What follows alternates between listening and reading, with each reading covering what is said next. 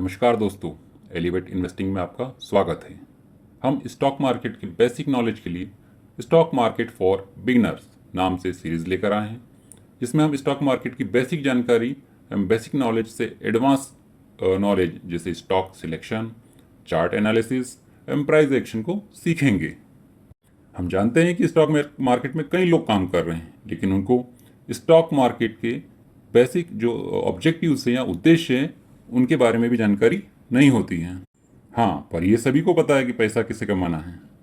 एकमात्र उद्देश्य पैसा कमाने को लेकर हम स्टॉक मार्केट में इन्वेस्ट कर देते हैं और फिर भारी लॉस उठाते हैं, क्योंकि पैसा कैसे कमाना है ये बहुत कम लोग जानते हैं। सेबी के डाटा के अनुसार हम देखें तो 100 में से 91 लोग ऐसे हैं जो स्टॉक मार्केट में लॉस करते हैं। आज हम अपनी पहली क्लास या पहले लेक्चर में निवेश के बारे में जानेंगे, इन्वेस्टिंग के बारे में जानेंगे कि इन्वेस्टिंग क्या होती है या इन्वेस्टमेंट क्या होता है। सामान्य शब्दों में अगर हम बात करें कि इन्वेस्टमेंट क्या होता है, तो कोई भी व्यक्ति जब अपनी पूंजी को ऐसी संपत्ति में या ऐसे जगह पर लगाता है जहां से उसके मूल्य में वृद्धि होती है या उसको कुछ लाभ प्राप्त होता है, तो वो निवेश कहलाता है या इन्वेस्टमेंट कहलाता है। कई लोग स्टॉक में इन्वेस्ट कर देते हैं, कई रियल एस्टेट में करते हैं, भूमि प्लाट खरीदते हैं, और जब उसके मूल्य में वृद्धि होती है तो वही उनका निवेश लाभ के रूप में उनको प्राप्त होता है। कई बार हम इन्वेस्ट तो कर देते हैं, लेकिन हमको उसके उद्देश्यों के बारे में पता नहीं होता है। वास्तव में हम किस उद्देश्य को लेकर इन्वेस्ट कर रहे हैं या बचत कर रहे हैं। मैंने यहाँ निवेश और बचत दो टर्म का यूज़ किया है।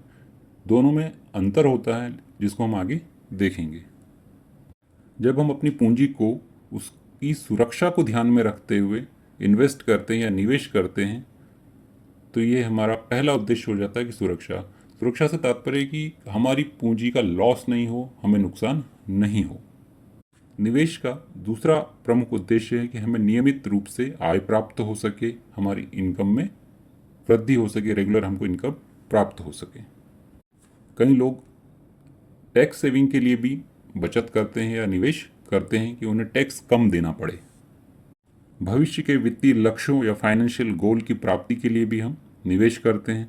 साथ में प्रमुख उद्देश्य अपनी पूंजी में वृद्धि करना। इन सभी उद्देश्यों की प्राप्ति के लिए हम अपने अलग अलग विकल्पों के रूप में निवेश करते हैं या अलग अलग प्रकार से निवेश करते हैं, क्योंकि निवेश के लिए कई विकल्प उपलब्ध हैं और उन्हीं विकल्पों को हम देखते हैं।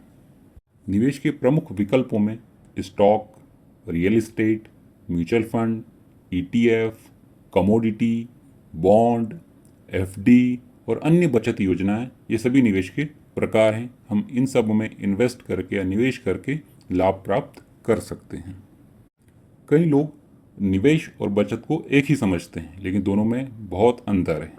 निवेश मुख्य रूप से पूंजी में वृद्धि के लिए किया जाता है, पूंजी को बढ़ाने के लिए किया जाता है, जबकि बचत में हम पूंजी को अपनी भविष्य की आवश्यकताओं या कोई आकस्मिक आवश्यकता के लिए बचा कर रखते हैं। निवेश में तरलता की भी कमी होती है, जबकि बचत में तरलता अधिक होती है। निवेश या इन्वेस्टमेंट में हम देखते हैं कि हमको रिटर्न ज़्यादा मिलता है या रिटर्न मिलने की संभावना ज़्यादा रहती है, लेकिन रिटर्न के साथ साथ यहाँ रिस्क भी ज़्यादा होता है।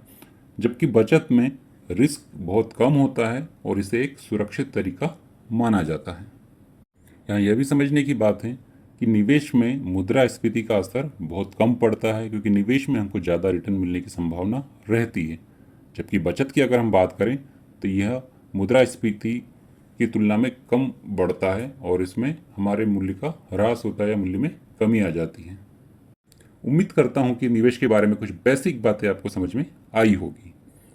हम अपने नेक्स्ट वीडियो में स्टॉक मार्केट के बारे में जानेंगे, और अगर आपको ये वीडियो अच्छा लगा हो, जानकारी अच्छी लगी हो, तो वीडियो को लाइक, कमेंट और शेयर करें।